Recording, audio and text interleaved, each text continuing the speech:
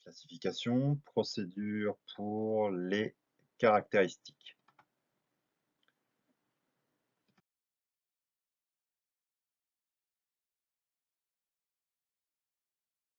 Les procédures vous permettent, par exemple, de définir que l'impédance minimum d'une ventouse dépend du type de déclencheur utilisé pour un type d'article.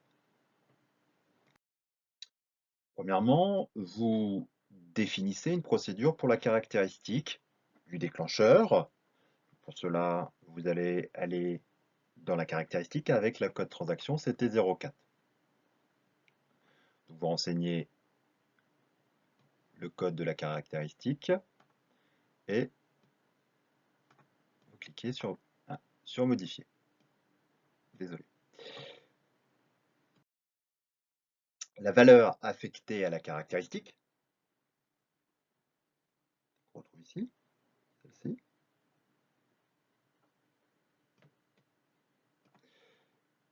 La valeur affectée à la caractéristique déclencheur, 44395, détermine automatiquement une valeur pour la caractéristique dépendante, à savoir impédance minimum. Dans l'écran de la classe CL02, sélectionnez la page en anglais caractéristique. Vous sélectionnez la caractéristique pour laquelle vous voulez gérer des dépendances et vous sélectionnez caractéristique modifiée.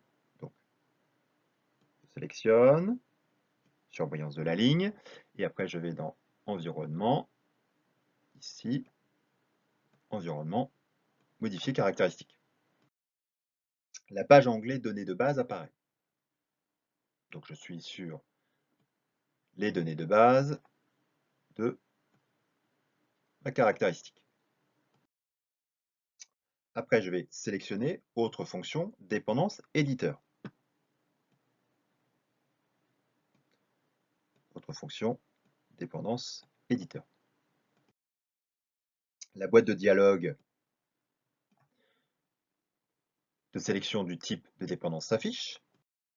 Je sélectionne procédure et je valide. Maintenant, on va saisir le code source pour notre dépendance.